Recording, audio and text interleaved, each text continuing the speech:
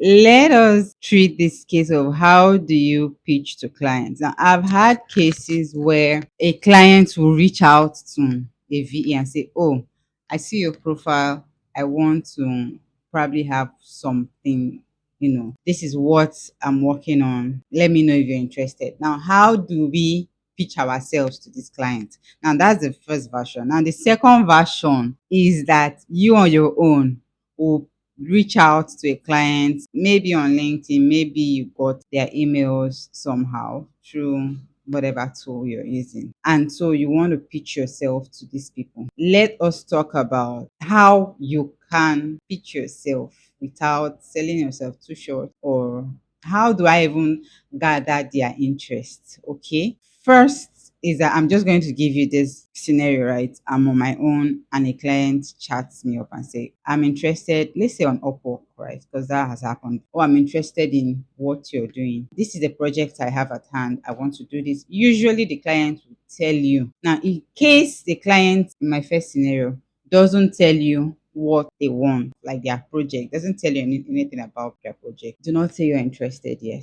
What you want to say is that, "Hi, dear this, dear Raymond, dear Reddington, how are you doing today? Thanks for reaching out to me. I'd like to know a little bit about your project so that I can know that it aligns with my skills." Shikina. Now you want the person to tell you a little bit about a project, because you don't want to shoot blanks in the air. You don't want to say, "Oh yes, I am a professional this, that," and maybe you are saying you're a professional this, you've done email management, you've done this, you've done PA, you've done all of these things, and then the person is just looking for an okay, or you're saying all of this and the person is looking for a social media manager, or you don't want to now come and say everything and it looks like, "Oh, this person is a generalist. I want somebody who kind of is niched down into what they're doing, who kind of has, expert knowledge." Do you get what I mean? So on this case, first draw the person out, make sure the person tells you what their project. So on a case where the person has already told you what their project is, now you want to make sure you personalize your image,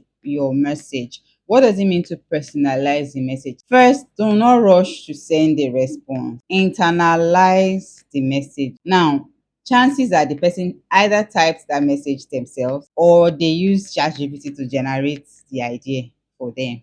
Okay. So you want to listen to that message, say it out loud, read it out loud. What does this person want from me? Apart from the word, what does this person really want? Is this person looking for someone who is an expert in what they do? Is this person looking for someone who is niched down, or is this person looking for someone who is a generalist? Okay.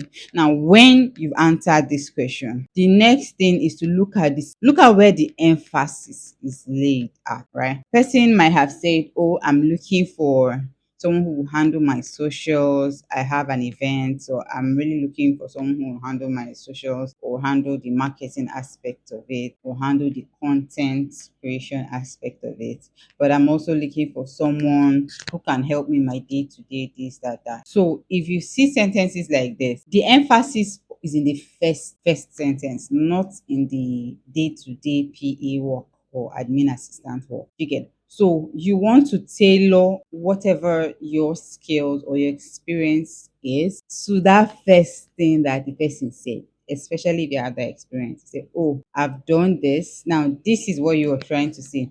Oh, dear, thanks, dear Reddington.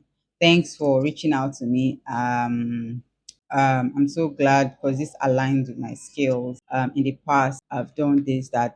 Currently, you can use stuff like, "Oh, my previous job, I've done this, that. Thank you very much." Sorry, don't say thank you, but you get my point. And then you can put a link, or you can, after you've outlined, "Oh, currently I'm doing this. Previously, I did that. And even while doing that, I handled the day-to-day act of my boss." Do you get what I'm trying to say? So now, again, your emphasis is in that thing the person puts emphasis in, and then you're also trying to say, "Oh, I've also," you throw in the other nice to have. Okay. Now, now in the case, so now I've talked about personalizing your content. I've also talked about picking up what the problem is, what challenge this person is having, to make sure that you're tailoring your response or message to this person. Then you're also saying this in not just a way that, oh, I have this experience, but you're attaching links to, maybe you have a portfolio. All right, so you're going to say, oh, I have attached a link to my portfolio here. Or you want to separate them, like, oh, this is what I've done for someone, blah, blah, blah, and a link to that, just to tell the person that, okay, this person knows what they're doing.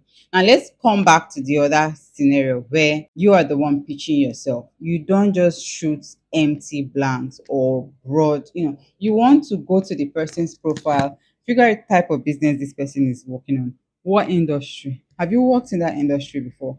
If you've not worked in that industry, have you worked with a CEO like that? Like solo, is the person a solopreneur? Does the person have staff? All those kind of things. So you want to say, oh, have you worked for maybe the person, you figure that the person probably needs someone who will help them as their personal assistant. Have you worked as a personal assistant before? In this case, you have that edge. So you're throwing yourself as, oh, I have worked as a personal assistant previously. This is the things I helped my clients do, and these were the results that the person got after I did that for that. And I'm willing to help you do these things so that you can get these types of results. Do you get what I mean? So not just saying, oh, so that I can take the stress off of you. No, you're trying to say these are the specific results that I guarantee you can get, and even more, and even more. Okay. So now, finally, make sure that for either of these use cases, your messages are not too long. Now, already you know that if you're using LinkedIn, you can't send message that is too long, right? So you want to make sure you're capturing this. You can either send the person a connection request and track the person and make sure when the person accepts, you can now send the long message. But if you're sending the message in that first small message chat that has limited characters, you know that you have to squeeze in a lot of things. On the other hand, you can search online and see if you can find the person's email. One other thing you can do is see if the person's business has other employees working there. Search on Instagram, search on LinkedIn. This person's business, are there other people that are saying that they are employees of that particular? You can chat those people up and ask them, oh, does your boss have a PA? I'm really looking forward to pitch myself. What tips do you have for me? And the person can give you an in. If the boss likes praise, the person will tell you, oh, more hype and well. Oh. And then you already know that any little sentence you want to brush the person's ego, brush the person's ego. But if the person is kind of like those straight to the point, logical thinking, and then the person gives you that tip, you know that this is where you're coming. You're not coming from sentiment, you're just coming and you're shooting your points. And so I hope that these few points of mine have been able to convince you, help you gather together yourself as you intend to reach out to clients, or when clients reach out to you. Thank you.